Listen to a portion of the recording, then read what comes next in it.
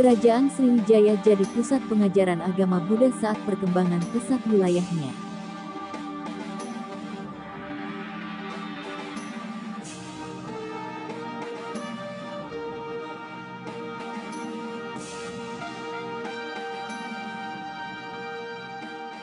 Kerajaan Sriwijaya menjadi kerajaan besar di Pulau Sumatera. Lokasinya yang strategis menjadi tujuan para pedagang internasional antar negara.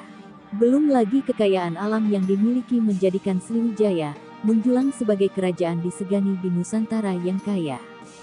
Kekayaan yang melimpah ini telah memungkinkan Sriwijaya memperagakan pembelian kesetiaan dari vasal-vasalnya di seluruh Asia Tenggara.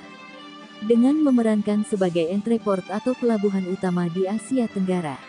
Hal ini ditambah saat memperoleh restu, persetujuan, dan perlindungan dari Kaisar China untuk bisa jualan dengan Tiongkok. Sriwijaya senantiasa mengelola jejaring perdagangan bahari dan menguasai urat nadi pelayaran Selat Tiongkok dan India. Ekspansi kerajaan ini ke Jawa dan Semenanjung Malaya juga menjadikan Sriwijaya mengendalikan dua pusat perdagangan utama di Asia Tenggara. Berdasarkan observasi, diketahui ada temuan berupa reruntuhan candi-candi Sriwijaya di Thailand dan Kamboja, dikutip dari Sriwijaya dari Prof. Slamet Muljana. Hal ini terjadi karena Maharaja Darmasetu pada abad ke-7, konon pernah melancarkan agresi ke kota-kota pantai di Indochina, disebabkan mulai ramainya pelabuhan Champa di sebelah timur Indochina dengan para pedagang.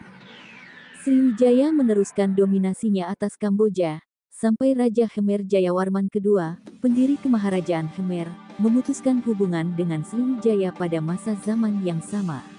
Di masa penghabisan masa abad ke-8 beberapa kerajaan di Jawa, diantaranya Tarumanegara dan Holin Benar di bawah kekuasaan Sriwijaya.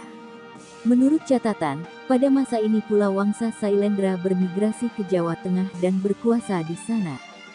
Letaknya yang strategis dari sisi perdagangan juga membuat kerajaan Sriwijaya menjadi pusat pengajaran agama Buddha Vajrayana. Sriwijaya menarik banyak peziarah dan sarjana dari negara-negara di Asia.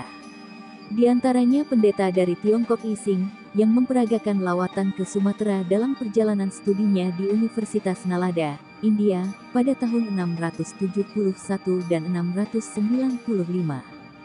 Ising melaporkan bahwa Sriwijaya menjadi rumah untuk sarjana Buddha sehingga menjadi pusat pembelajaran agama Buddha. Selain berita di atas, terdapat berita yang dibawakan oleh Ising, dinyatakan bahwa terdapat 1.000 orang pendeta yang berusaha bisa agama Buddha pada Sakyakirti, seorang pendeta terkenal di Sriwijaya. Mereka belajar di wilayah kerajaan Sriwijaya. Kendati secara ekonomi dan militer kuat, namun tak banyak peninggalan sejarah yang dimiliki kerajaan Sriwijaya. Hal ini berbeda dengan terah mereka dari Wangsa Sailendra yang berpindah ke Jawa Tengah yang banyak mendirikan peninggalan candi besar, seperti Candi Kalasan, Candi Borobudur, maupun Candi Sewu. Tercatat, hanya ada beberapa candi Buddha yang berasal dari masa Sriwijaya di Sumatera diantaranya Candi Muara Takus, Candi Muaro Jambi, dan Biaro Bahal. Akan tetapi tak seperti candi periode Jawa Tengah yang terbuat dari batu andesit, candi di Sumatera terbuat dari bata merah.